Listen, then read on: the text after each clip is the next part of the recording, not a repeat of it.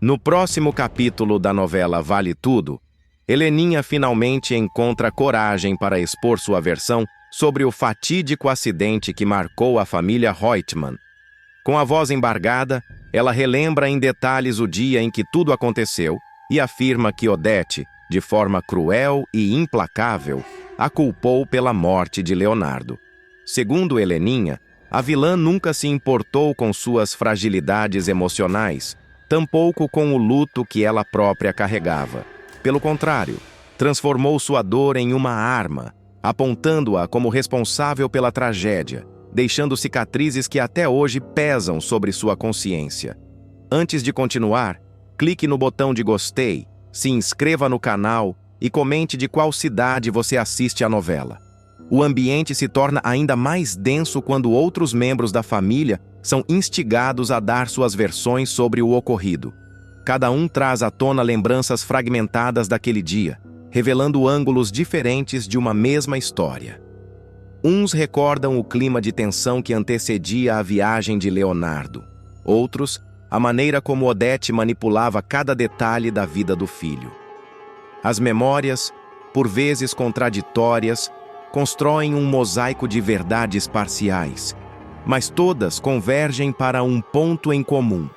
A sombra de Odete pairava sobre todos, determinando o destino da família com mão de ferro. Afonso, por sua vez, não consegue mais suportar o peso das manipulações da mãe. Depois de ouvir as dores de Heleninha e os relatos da família, toma uma decisão drástica. Com firmeza, encara Odete e comunica que não é mais seu filho. O gesto, carregado de ressentimento e libertação, deixa a matriarca em choque. Pela primeira vez, a poderosa Odete Reutemann vê sua autoridade ser publicamente desafiada, não por um inimigo externo, mas por aquele que carregava seu sangue. A cena se encerra com um silêncio denso, no qual a figura de Odete, até então inabalável, parece vacilar diante do rompimento inesperado. A família, dividida entre o medo e a esperança de justiça, percebe que um novo capítulo de enfrentamentos está prestes a começar. A morte de Odete provocará uma reviravolta não apenas na vida dos personagens que orbitavam ao redor dela, mas também no comando da poderosa TCA, império construído à base de manipulações, chantagens e alianças obscuras. A sucessão da presidência será marcada por disputas silenciosas, ressentimentos familiares e decisões capazes de mudar os rumos da empresa e da própria novela. Logo após a confirmação de que Odete foi assassinada, a tensão tomará conta da família. O velório da empresária será palco de olhares atravessados, discussões veladas e até acusações indiretas. Muitos verão na tragédia uma oportunidade de subir um degrau, enquanto outros mergulharão em desespero. Afonso, abatido mas firme, surpreenderá ao mostrar que está disposto a assumir um papel de liderança, ainda que nunca tivesse se colocado nessa posição. Heleninha, por sua vez, será tomada por um turbilhão de emoções. O passado conturbado com a mãe, a culpa por tantos embates e o medo de não estar preparada para esse desafio a levarão novamente a um colapso.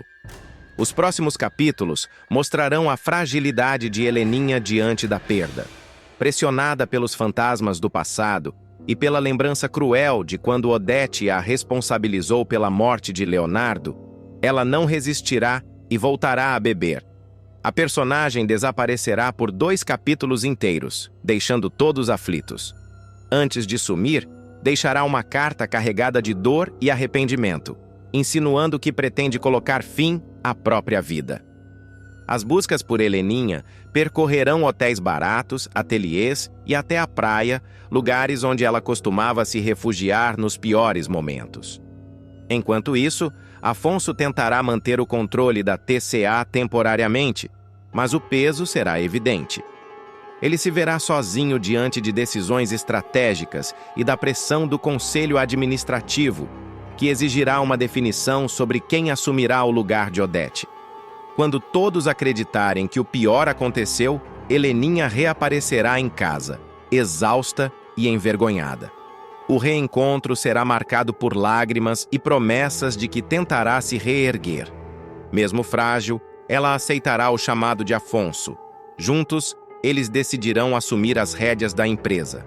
A união dos dois, inesperada até para eles, mostrará uma nova força na família Reutemann, já que ambos sempre foram tratados como peças menores por Odete.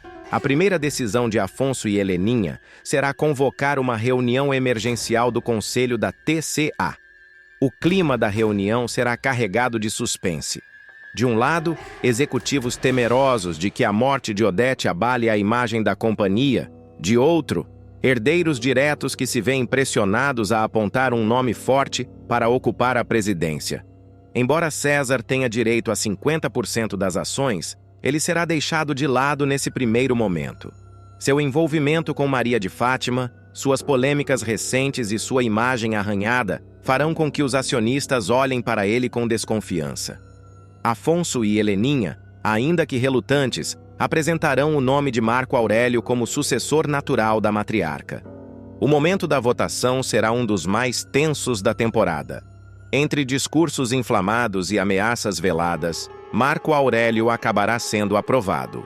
Triunfante, ele finalmente conquistará o cargo mais desejado de sua carreira, a presidência da TCA. Para o executivo corrupto, será a consagração de anos de manipulações, jogos duplos e lealdade estratégica a Odete. Sua chegada ao topo, no entanto, trará uma nova fase de ambições desenfreadas. Marco Aurélio, agora legitimado pelo Conselho, usará o poder para consolidar alianças políticas, pressionar concorrentes e até manipular a própria família. A soberba ficará ainda mais evidente, e o personagem revelará facetas que nem mesmo Odete tinha deixado transparecer. Enquanto isso, César ficará enfurecido ao perceber que foi preterido. Sentindo-se traído, ele buscará meios de reverter a decisão, cogitando até recorrer judicialmente. Maria de Fátima, por sua vez, tentará usar essa nova configuração para se aproximar ainda mais do rapaz, enxergando nele uma porta de entrada para continuar disputando espaço no Império Reutemann. Mesmo após a decisão, Heleninha continuará lutando contra seus demônios. A presidência da TCA ficará nas mãos de Marco Aurélio, mas a pressão sobre ela e Afonso só aumentará. O irmão, mais racional, tentará manter a família unida, mas também começará a sentir o peso de carregar um sobrenome marcado por tragédias. Em momentos íntimos, Afonso confessará que teme repetir os mesmos erros da mãe. Já Heleninha, em crises de consciência, dirá que se sente usada até depois da morte de Odete, como se estivesse apenas cumprindo um papel que nunca quis desempenhar. A relação dos dois, porém, se fortalecerá. A dor compartilhada se transformará em elo de resistência diante dos inimigos externos. O choque entre Afonso e Marco Aurélio será inevitável. De um lado, o idealismo de Afonso, que sonha em transformar a TCA em uma empresa mais transparente e ética. Do outro, a ambição sem limites de Marco Aurélio, disposto a vender princípios em nome do lucro. As primeiras reuniões em conjunto já indicarão que esse embate será longo e devastador. Enquanto Afonso tentará propor novos rumos, Marco Aurélio o ridicularizará, afirmando que o jovem não entende nada do mundo dos negócios. O público verá nascer aí uma rivalidade que pode se tornar tão explosiva quanto a de Raquel e Odete. Com Marco Aurélio no topo, a TCA começará a passar por mudanças radicais. O executivo anunciará um plano ousado de expansão internacional, prometendo abrir filiais em outros países, ampliar as rotas da companhia aérea e conquistar novos mercados. O discurso aparentemente visionário servirá também como máscara para operações ilícitas, já que ele usará contratos inflados e empresas fantasmas para desviar dinheiro. O conselho aplaudirá de pé, mas nos bastidores surgirão murmúrios de insatisfação. Afonso, cada vez mais atento, começará a notar incongruências nos balanços financeiros. Heleninha, apesar de frágil, apoiará o irmão e se mostrará mais vigilante, transformando sua dor em determinação. Enquanto isso, César ficará obcecado em recuperar espaço. A decisão de Afonso e Heleninha de preteri-lo será um golpe duro em seu ego. Tentará articular uma aliança com Maria de Fátima. Ela, sempre disposta a se aproximar de quem tem poder, enxergará no parceiro uma chance de se infiltrar de novo na TCA. Os dois armarão estratégias para minar a imagem de Marco Aurélio. Mas em vez de expor suas falcatruas, eles se aproximarão sorrateiramente, prontos para se beneficiar dos negócios escusos. A relação entre eles, misto de interesse e atração, trará cenas carregadas de tensão erótica e ambição pura. Afonso não aceitará calado. O conflito interno ganhará contornos de guerra silenciosa. De um lado, Marco Aurélio, protegido por sua arrogância e rede de influências. De outro, Afonso, armado com ideais e provas cada vez mais consistentes. Heleninha, apesar de suas recaídas, se revelará peça-chave. Em uma cena emocionante, ela terá um surto no meio de uma reunião, acusando Marco Aurélio de corrupção. A explosão causará constrangimento, mas também levantará suspeitas no conselho. Marco Aurélio, por sua vez, tentará desacreditá-la, alegando que não passa de uma alcoólatra instável. Mesmo morta, Odete continuará pairando sobre todos. Os personagens relembrarão frases, atitudes e humilhações que sofreram pelas mãos dela. Para Marco Aurélio, a memória da ex-sogra será um fardo e, ao mesmo tempo, um incentivo. Ele se enxergará como herdeiro natural do legado dela, prometendo a si mesmo superar a própria mestra em crueldade. Em contrapartida, Afonso e Heleninha sentirão que a sombra da mãe ainda os aprisiona.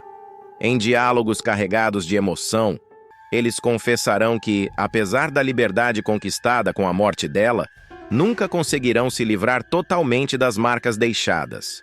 Os capítulos avançarão mostrando que o Império Reutemann não terá paz. A presidência de Marco Aurélio abrirá um novo ciclo de intrigas, traições e disputas de poder. Afonso e Heleninha, unidos pela primeira vez, se verão obrigados a lutar não só pela memória do sobrenome, mas pela própria sobrevivência dentro da TCA. Milionária, Raquel se livra de Fátima e finalmente chora de alegria. A consagração de Raquel se tornará um dos momentos mais emblemáticos. A mulher que um dia foi humilhada por vender sanduíches na praia chegará ao auge de sua trajetória. Milionária, dona de uma rede de restaurantes consagrada nacionalmente e, acima de tudo, apaixonada. Seu casamento com Ivan será o retrato fiel da vitória após tantas derrotas, lágrimas e injustiças. No entanto, a ausência de Maria de Fátima será notada por todos. A filha ambiciosa, que jamais reconheceu a grandeza e a integridade da mãe, não participará do enlace. Enquanto Raquel caminha para a felicidade, Fátima descerá cada degrau da escada social, provando do sabor amargo da decadência. Grávida sem luxo, sem aliados, ela se tornará atendente de padaria, encostando a barriga pesada no balcão, atendendo clientes com olhar vazio e ressentido, em cenas que reforçarão a ironia cruel do destino. O casamento, realizado nos jardins da nova mansão de Raquel, não será apenas uma celebração romântica, será um espetáculo. Os convidados, entre eles Aldeide, André, Bartolomeu, Consuelo, Daniela, Eunice, Fernanda, Gilda, Jarbas, Luciano, Lucimar, Marieta, Pascoal, Poliana, Tiago e Vasco, se impressionarão com a sofisticação da festa. A protagonista não economizará. Decoração luxuosa, orquestra ao vivo, buffet com o melhor da alta gastronomia e uma estrutura que exibirá ao mundo a mulher que venceu apesar de todas as armadilhas. Raquel, porém, não perderá a essência. Ainda que deseje impressionar, cada detalhe da cerimônia carregará significado. O vestido, desenhado por uma estilista renomada, terá bordados manuais que remetem ao mar de onde ela tirava sustento. As flores escolhidas para o jardim representarão cada etapa de sua caminhada. E no altar, Ao dizer sim para Ivan, Raquel finalmente desabará em lágrimas de felicidade. Um choro que reunirá todas as dores, esperanças e conquistas de sua jornada. Enquanto isso, a câmera da trama acompanhará Fátima em paralelo. Longe da festa, ela enfrentará olhares de desprezo no trabalho, será julgada por colegas e ainda carregará o fardo da solidão. César, o pai da criança, continuará ausente, e o bebê será entregue aos cuidados da avó. Uma nova chance para que Raquel exerça o amor que Fátima sempre rejeitou. A imagem será clara. Enquanto a mãe veste-se de noiva, milionária e cercada de afeto, a filha estará atrás de um balcão, anônima, com uniforme amassado e futuro incerto. Mas a festa de Raquel não se resumirá ao casamento. Será também a coroação de Ivan.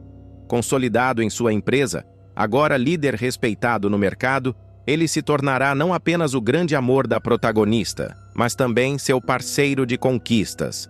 Juntos, formarão o casal símbolo de superação e prosperidade. O público verá cenas em que os dois trocam olhares cúmplices, lembrando os dias difíceis em que enfrentaram a oposição de Odette Reutemann e tantos outros inimigos. A grandiosidade do evento chamará a atenção da imprensa fictícia da novela.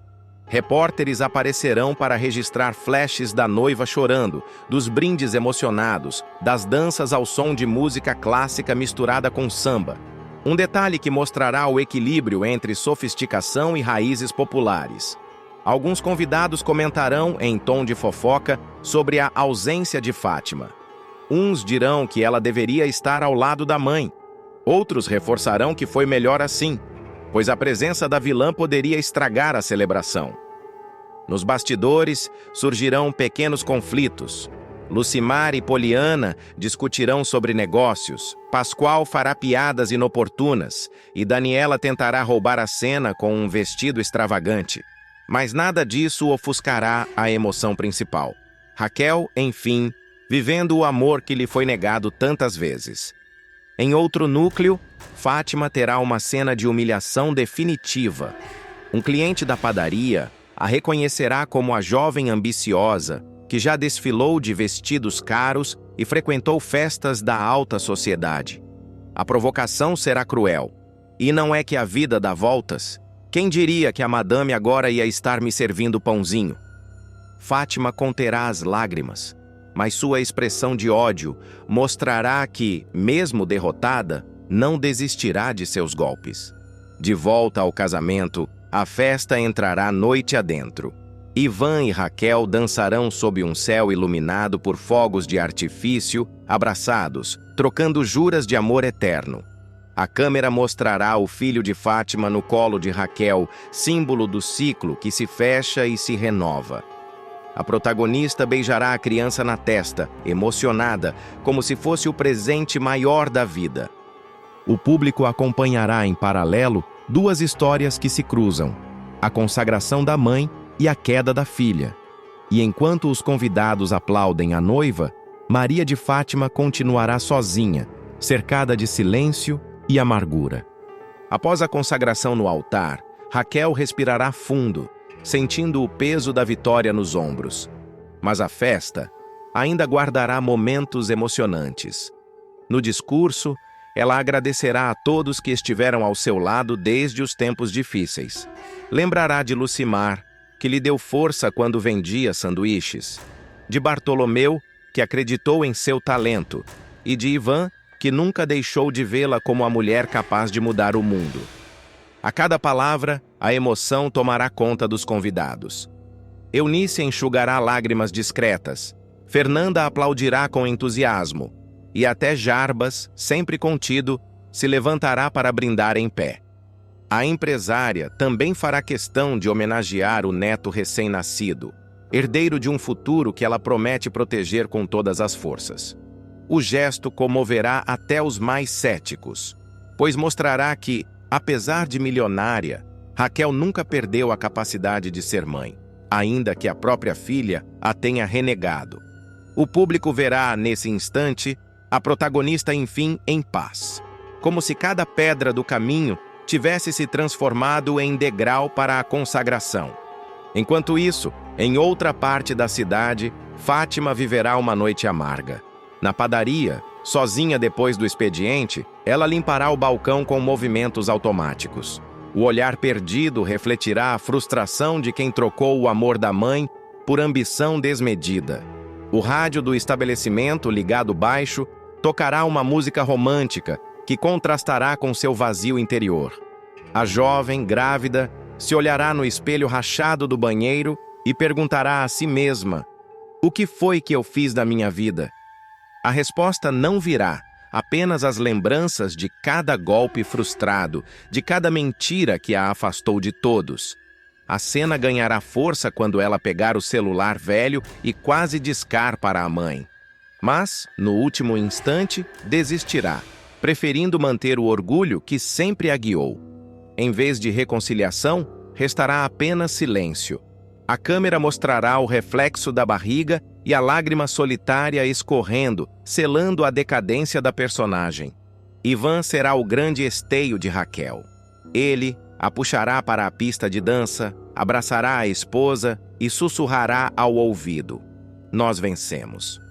O casal dançará cercado por amigos, e a felicidade transbordará em cada gesto.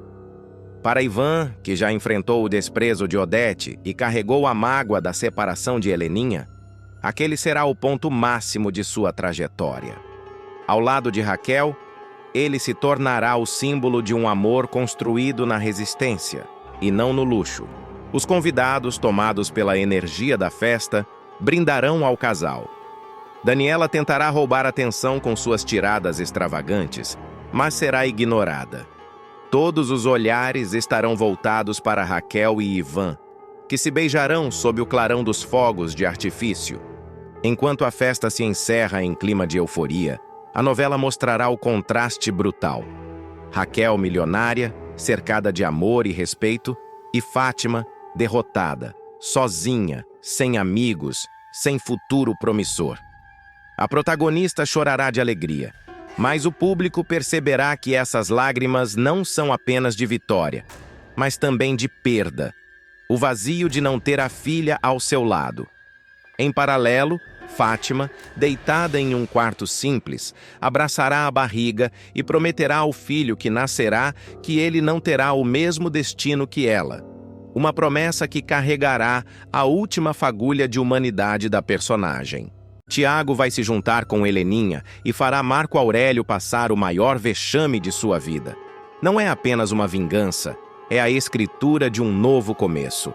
Marco Aurélio sempre teve aquela postura de machão, voz grave, palavras medidas, sapatos brilhando e um tique de quem acha que o mundo ainda cabe na palma de sua mão. Mas a vida tem um gosto especial quando expõe as rachaduras do orgulho. Tudo começa com o incômodo sutil, um fio puxado que, ao ser seguido, desenrola uma trama inteira. Tiago, que durante anos viveu no limiar entre a admiração paternal e a dúvida, chega a um ponto de ruptura. Cansado das atitudes do pai, da arrogância disfarçada de comando, das decisões que sempre favoreceram o próprio umbigo, Tiago resolve construir algo seu e escolhe a arte como resistência, uma galeria para Heleninha, um espaço que será ao mesmo tempo refúgio e manifesto. O plano tem poesia e veneno, transformar beleza em trincheira. A relação entre mãe e filho, reatando-se, é descrita em pequenas cenas de intimidade que nenhum poder econômico pode apagar.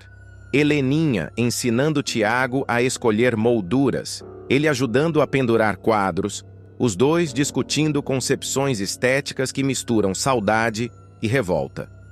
Aos poucos, a galeria deixa de ser um hobby e vira uma promessa de futuro. O convite para a inauguração é enviado com delicadeza elegante. Imprensa, colecionadores, amigos de ontem e de hoje. E, claro, todos os ponteiros da cena social que costumam medir o pulso do escândalo. Mas nada disso aconteceria se Tiago não tivesse, por acaso, ouvido a conversa que mudaria tudo. Em uma tarde qualquer, ele vai ao escritório para conversar com Marco Aurélio. A intenção inicial é recuperar um diálogo perdido. talvez um pedido de conselho, talvez só a tentativa de restabelecer laços. Em vez disso, Tiago se depara com um diálogo abafado, cheio de sussurros e cifras. Marco Aurélio falando com Leila sobre dólares, contando detalhes que fazem o ar gelar. Não são cifras de investimentos, são dólares roubados da TCA. O nome da empresa, o tremor da menção, o modo como ele fala "a gente dá um jeito", tudo se encaixa num quebra-cabeça que Tiago até então rejeitava montar. A cena da escuta é escrita em close. O suor frio na nuca de Tiago, a câmera imaginária que captura o tilintar das moedas numa metáfora sonora, a presença de Leila ao fundo sorrindo com a segurança de quem acredita ter comprado a impunidade. É a primeira vez que Tiago percebe, com a crueza de uma lâmina, que seu pai é um ladrão corrupto. A decepção corta mais fundo do que qualquer palavra. Não é ódio instantâneo. É um sentimento mais complexo, traição, vergonha, nojo e uma decisão tomada ali mesmo, num átimo. Tiago decide contar tudo para Heleninha. O encontro entre os dois é íntimo, sem plateia. A cozinha da casa dela serve de cenário. Xícaras meio vazias, um rádio antigo tocando músicas que costumavam unir. Ele solta a verdade como quem despe uma mala de pedras. Heleninha, ao princípio, não reage com a fúria esperada. Há um silêncio de pedra, olhos que se aliviam por finalmente saber, e depois a ira que cresce como incêndio.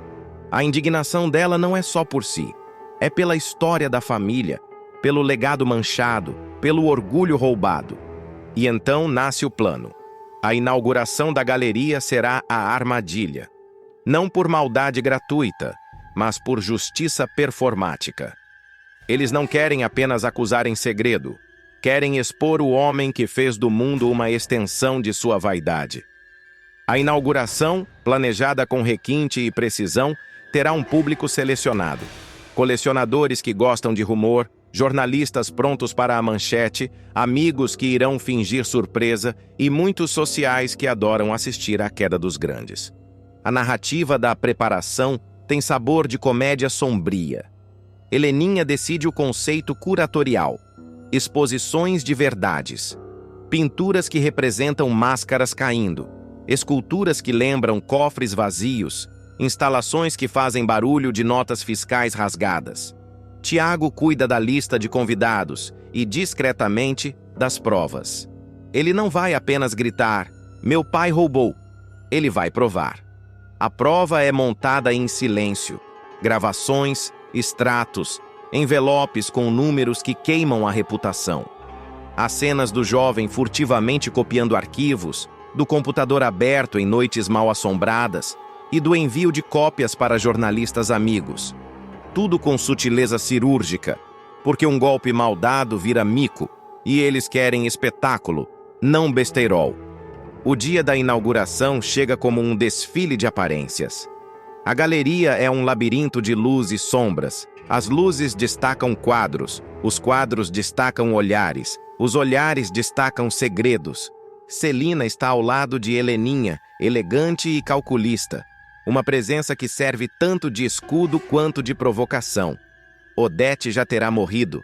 A morte de Odete é tratamento que deixa o cenário mais dinâmico. Sem a dona do poder absoluto, outros predadores sentem-se à vontade, o que transforma a inauguração num novo capítulo da luta pelo espólio e da recomposição de alianças. Leila aparece entre os convidados, claramente confortável, com um vestido que quer gritar "impunidade".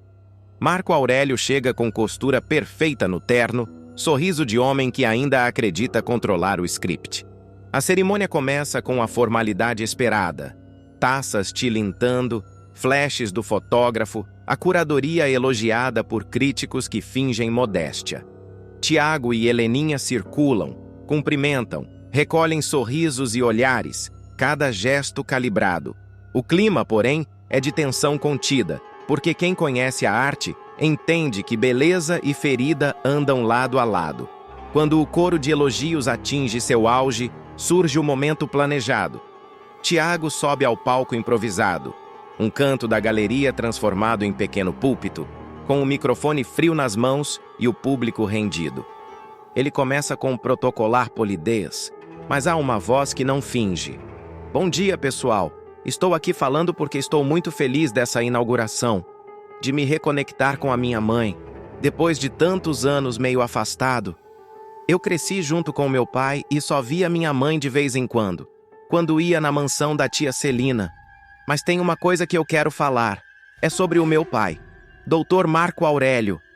Eu descobri que ele é o maior corrupto dessa família, porque ele roubou milhares de dólares da empresa, da minha família.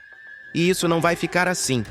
Ele terá que devolver cada centavo, pois isso é um direito meu, e ele não vai dividir nada com a Leila.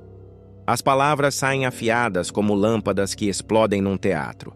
No público, um burburinho cresce, sussurros que se transformam em murmúrios, câmeras que buscam o rosto de Marco Aurélio. A montagem do momento é clássica. Close em Tiago, o rosto jovem endurecido por determinação. Close em Heleninha, olhos marejados, lábios apertados. Close em Celina, sobrancelha arqueada como quem já contabiliza perdas e ganhos. E claro, close em Leila, um sorriso que pela primeira vez parece trêmulo. Marco Aurélio, surpreendido, sente a face queimar. Ele tenta reagir com a velha compostura, um leve aceno, um gesto de quem pretende controlar a narrativa. Mas as redes do presencial não perdoam. Alguns convidados tiram o celular, gravações começam a circular, flashes eternizam a expressão de choque do patriarca. A plateia, faminta por espetáculo, divide-se entre quem defende a ordem e quem aplaude a audácia do jovem. Tiago não termina com mera acusação. Ele apresenta indícios. Num gesto que corta o ar, ele chama a atenção para uma tela projetada que exibe, em passos lentos e precisos, partes das gravações. O sussurro entre Marco Aurélio e Leila, a menção aos dólares, o tom cúmplice. A projeção é quase hipnótica. Imagens de notas, conversas sobre offshore, números que dançam na tela. O que antes era boato agora ganha forma, e o que estava escondido sai à luz com a frieza de provas irrefutáveis. Reações em cadeia. Alguns convidados se aproximam como moscas, jornalistas trocam contatos, a segurança ensaia passos enquanto o ar se transforma em palco de tribunal improvisado. Marco Aurélio, pego de surpresa, tenta articular palavras que soam vazias. Sua máscara de macho invencível treme. Ele procura Leila com os olhos, num pedido mudo de socorro. Leila, por sua vez, tenta manter a pose, mas a pose está rachando. Celina se aproxima de Heleninha com um sorriso que mistura piedade e triunfo. Ela sabe que o jogo mudou. Ivan vai se vingar de Maria de Fátima de uma maneira que nem mesmo a vilãzinha poderia imaginar. Desde os primeiros capítulos, Maria de Fátima coleciona inimigos e, entre eles, Ivan sempre foi um dos mais atingidos pelas artimanhas cruéis da moça. Ela o usou, manipulou, envolveu em golpes, mentiras e armadilhas que custaram não apenas dinheiro, mas também a confiança de pessoas que ele amava. E como em toda novela em que o destino se encarrega de virar o jogo, agora será a vez de Ivan dar o troco. Nos corredores da sua empresa, Ivan já não é mais o mesmo homem acuado de antes. Ele se consolidou como empresário, recuperou a imagem pública que Maria de Fátima tentou destruir e, mais do que isso, aprendeu a esperar o momento certo para agir. Observando à distância, Ivan sabia que Maria de Fátima havia se tornado uma figura digital.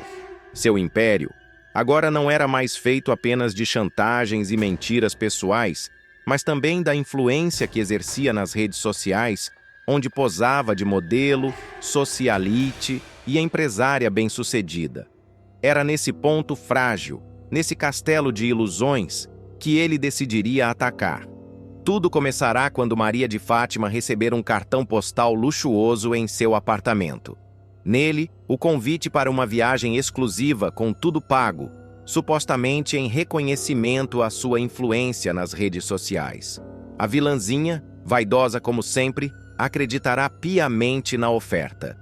O cartão trará a assinatura de uma agência fictícia de turismo de luxo, com detalhes minuciosos: passagens de avião, hospedagem em um resort paradisíaco do Nordeste e até mesmo a promessa de uma recepção VIP à beira-mar. Maria de Fátima, claro, não desconfiará de nada. Animada com a chance de ostentar para seus seguidores, a vilãzinha fará malas em tempo recorde. O detalhe que passará despercebido por ela, mas que Ivan terá planejado com frieza, é que a passagem será de apenas uma pessoa. Ou seja, Maria de Fátima viajará sozinha, sem amigos, sem aliados, sem ninguém para ampará-la. Apenas ela, suas selfies e o destino que a aguardava. Enquanto isso, Ivan, do outro lado, arquitetará cada passo com precisão.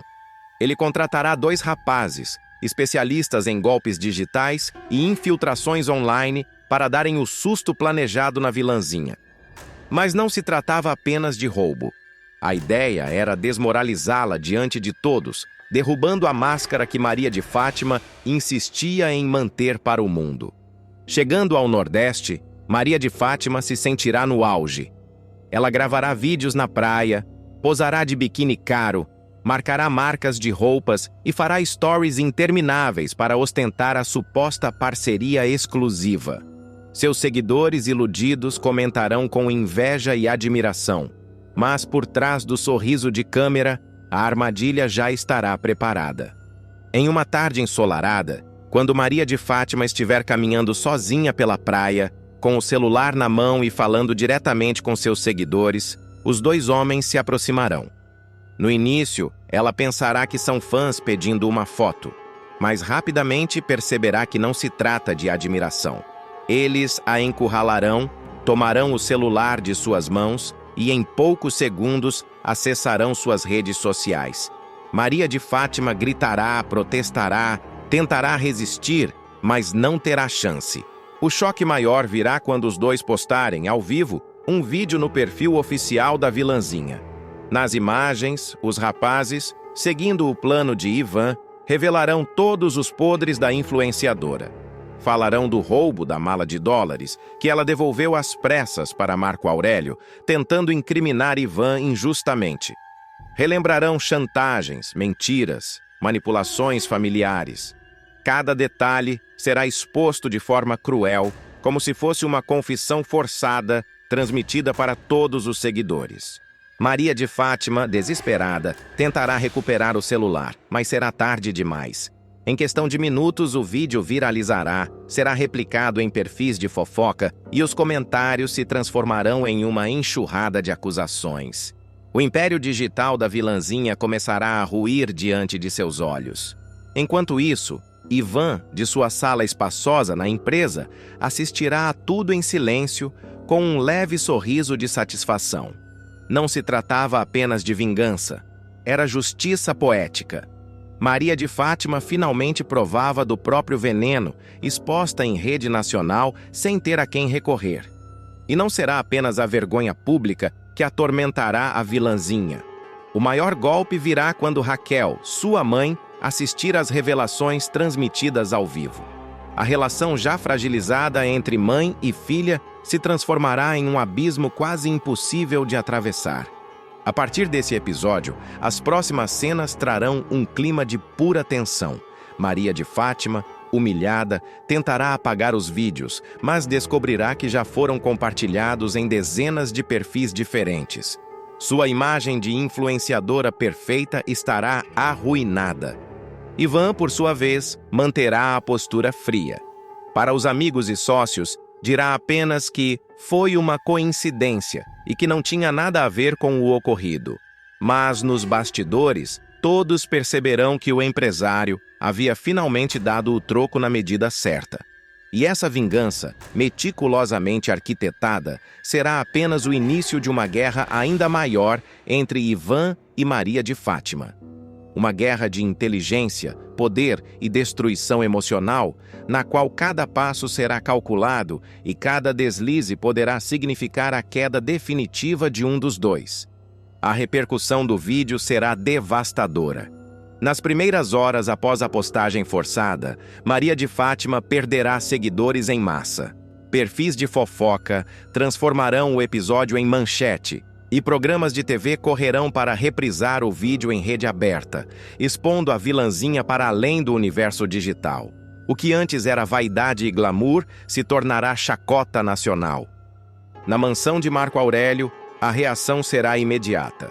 O empresário, ao ver seu nome envolvido novamente na história da mala de dólares, ficará furioso.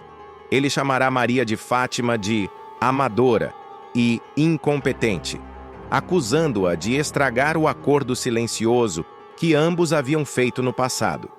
Para ele, a volta desse escândalo significará risco para seus próprios negócios e, acima de tudo, para sua imagem. Enquanto isso, Raquel acompanhará tudo em choque. O rosto sério e as lágrimas contidas mostrarão que, mais uma vez, a filha havia ultrapassado todos os limites. Para a matriarca, não restará dúvida. Maria de Fátima transformara a própria vida em um espetáculo de fraudes, usando as redes como palco para enganar milhares. Ivan, em paralelo, não se limitará a assistir de longe. Ele fará questão de movimentar peças estratégicas. Discretamente, acionará contatos na imprensa, incentivando que o vídeo circule ainda mais. Nos bastidores, reforçará a narrativa de que sempre foi vítima de Maria de Fátima, insinuando que muitas das denúncias feitas contra ele nasceram das armações da vilãzinha. Maria de Fátima, acuada, tentará contra-atacar. Procurará advogados para retirar o vídeo do ar, ameaçará os administradores das páginas de fofoca, ligará para parceiros comerciais implorando que mantenham os contratos de publicidade. Mas tudo será em vão. Cada ligação terminará em portas fechadas. Cada tentativa de controle será engolida pela velocidade da internet e pela opinião pública, que já a terá condenado. A jovem, sozinha no quarto de hotel onde se hospedava, passará noites em claro. Os espelhos, antes aliados de sua vaidade, refletirão agora uma imagem que ela mal conseguirá encarar. A de uma mulher arruinada pela própria ambição. Os celulares tocarão sem parar, mas nenhum amigo verdadeiro aparecerá para oferecer apoio. Maria de Fátima será obrigada a voltar ao Rio em meio a vaias no aeroporto, perseguida por repórteres e por fãs indignados. A cada flash, a cada pergunta agressiva, ela se lembrará de Ivan, consciente de que aquela humilhação era a assinatura invisível de sua vingança. E Ivan, triunfante, dará um passo ainda mais ousado. Anunciará uma parceria internacional de sua empresa em uma coletiva de imprensa no mesmo dia em que a imagem de Maria de Fátima for manchete de escândalo. O contraste será gritante. Enquanto ele ascenderá como exemplo de empreendedor bem-sucedido, ela será retratada como fraude, mentira e oportunismo. O jogo virou. Agora, a vilãzinha que tantas vezes manipulou os outros finalmente sentirá o gosto amargo de ser manipulada. E a guerra entre Ivan e Maria de Fátima atingirá um novo patamar, em que não haverá mais espaço para perdão, apenas para a destruição completa de quem ousar desafiar. O ar na casa de Heleninha fica pesado como chumbo. A revelação sobre Leonardo, que jamais morreu, que a verdade foi coberta por uma teia de mentiras e interesses, cai sobre a artista como um vendaval. O chão some. O ateliê, antes refúgio de cores e telas, transforma-se numa prisão de silêncios. Heleninha, que até então carregava a culpa como se fosse sua sombra natural, abre a gaveta e busca uma folha em branco. A mão treme, a tinta escorre e em cada palavra há pedaços do desmoronamento. Na cena que antecede o caos, Ana Clara luta pela vida no casebre. Sangue, respiração ofegante, a voz fraca pedindo socorro. O tiro disparado por Odette Reutemann rasga o ar como um grito seco. Ana consegue, com o esforço de quem não aceita o destino, digitar no celular e apertar enviar. A localização, o nome que ela ainda chama no fim, Heleninha. A tela do aparelho apaga. o carro risca a rua. Heleninha corre como nunca correu, sem pensar em sapatos, sem pensar em nada além do nome da amiga. Quando chega, a porta se abre e a cena corta para um silêncio absoluto. Ana atirada no chão, olhos semicerrados, respiração irregular. E lá, entre sombras e um corpo amparado, uma figura que parecia morta nos antigos rumores. Leonardo. Ele respira, mas os olhos mostram outra vida. Meses de esconderijo, talvez uma ferida mal cicatrizada, muito medo. O choque atropela Heleninha. A revelação não é só um dado. É uma traição que precisa ser digerida e convocada em voz alta. Corta para a mansão Reutemann. Heleninha entra, com Leonardo ao lado, como quem traz um troféu de inocência. A sala de visitas, com lustres e quadros caros, se enche de vozes tensas. Odete, com a classe gélida de sempre, e aquele sorriso que corta. Heleninha respira e começa a falar. A narrativa atropelada, as memórias do dia do acidente, as pistas que ninguém quis ver, o silêncio comprado com dinheiro e medo. Aos poucos, como num processo cirúrgico, ela vai descascando a mentira. Quem ouviu segredou que Leonardo morreu. Quem ouviu aceitou. Mas agora o fato escancara a farsa. A família estoura em confusão. Afonso, com a face marcada pela dor, é atingido por uma realização brutal. A mãe manipulou tudo. O filho olha para Odete e vê uma artífice de mentiras, em voz que treme. Um tremor que mistura raiva e alívio. Afonso declara algo que cala a mansão inteira. Não sou filho dessa mulher. Palavras firmes que soam como sentenças. O clima vira tempestade. Uns choram, outros negam. E Odete, claro, mascara tudo com ironia cortante. Heleninha volta para casa arrasada. Aquele dia terminou, mas o que se formou dentro dela foi uma câmara de eco que amplifica culpa e humilhação. As mãos buscam o álcool que antes atendia às breves calmarias e agora se converte em companheiro traiçoeiro. Entre um gole e outro, a artista escreve uma carta. Não é só uma carta, é um adeus em etapas, uma confissão que junta memórias e culpa, imagens de um acidente que agora revelou-se outro crime. A manipulação da verdade. Ela deixa a carta deslizar sob a porta da galeria, como quem deixa uma bomba relógio de emoções. Cada frase da missiva é uma lâmina, direta, sem rodeios. Celina, que vinha sentindo o ar mudar como quem antevê uma tempestade, encontra a carta e desarma o estopim do desespero. Ou tenta. Ela lê em voz baixa, olhos arregalados, e a premonição que sempre a perseguiu explode. A minha sobrinha corre sério risco. Celina não é só inventora de ressentimentos. É guardiã de pressentimentos, uma mulher prática que agora sente a urgência. Ela pressente que Heleninha não apenas está perdida, ela pode se perder definitivamente. O medo de Celina é vívido, não uma suposição leviana, mas uma certeza que a faz agir antes que o mundo confirme o pior. Os próximos capítulos cortam em cenas curtas e atordoantes. Celina telefonando para amigos médicos, pedindo psicólogos, ligando para a polícia, batendo nos portões da galeria. A cada ligação, o coração acelera mais. O ritmo editorial da trama alterna entre o pânico e a estratégia. Celina tenta montar um cerco protetor. Ela lembra de episódios passados, de sinais que Heleninha deu e que foram ignorados, de olhares perdidos frente ao espelho. Agora não haverá silêncio cúmplice. Enquanto isso, Odete sente o chão sumir sob os saltos de seus sapatos caros. A máscara começa a lascar. Em privado, ela liga para aliados e só ouve ecos. A verdade está na rua. O receio é maior que o orgulho. Se a farsa vem à tona, o império de segredos e manipulações que ela construiu pode desabar. Odete reage com a perversidade calma de sempre. Acena para a imprensa, chama advogados, tenta varrer sob o tapete. Mas a cidade já tem novo rumor. Leonardo vivo. E a imprensa, claro, fareja sangue. Na sequência, a narrativa volta a Heleninha. Flashes de memória do dia do acidente, o barulho, a freada, o grito que ficou preso, a sensação de mãos que empurravam, a cena cortada por vozes adultas que decidiram mentir. Heleninha toca na imagem de Leonardo em sua mente e a dúvida que a corrói desfaz-se em raiva.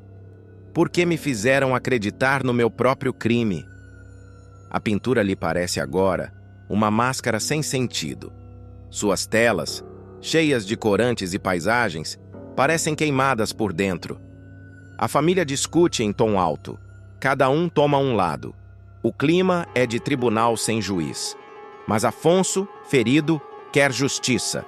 E não a justiça burocrática dos tribunais, quer a justiça moral. Expulsar Odete da narrativa. Ele corta relações, tranca portas e proíbe que segredos antigos sejam enterrados novamente. O grito de Afonso repercute como um golpe certeiro.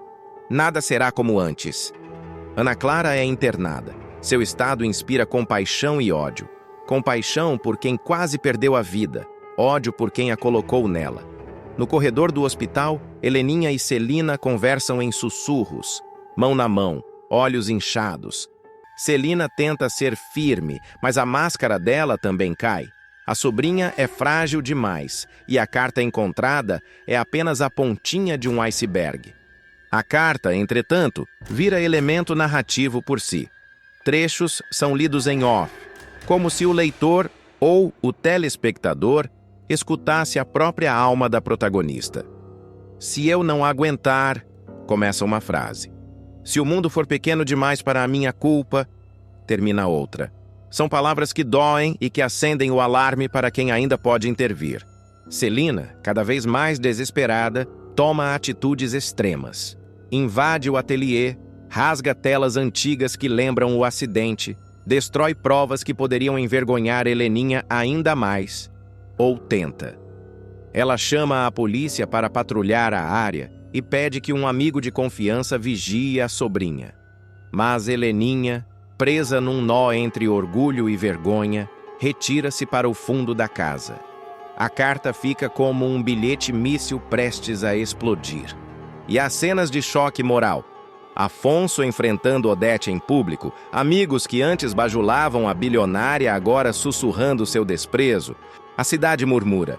A sensação é de que o pior não é apenas a desmascaramento de Odete, é o desgaste final da confiança que segurava Heleninha.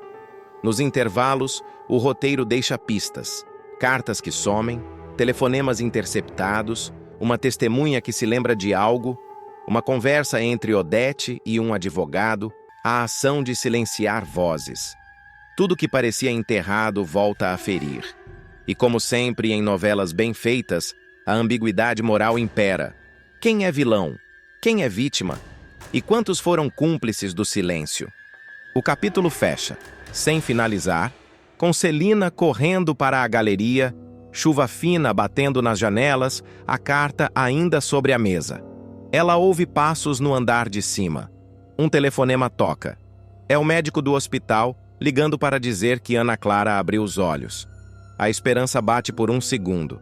Mas quando Celina prende a respiração e sobe as escadas, Heleninha não está no quarto. A janela está entreaberta. Não parapeito há gotas de chuva e tinta diluída. A câmera chega perto. Uma folha de papel rasgada, um rastro de batom na mão de Heleninha e a sensação de que algo, ainda mais sombrio, está prestes a acontecer.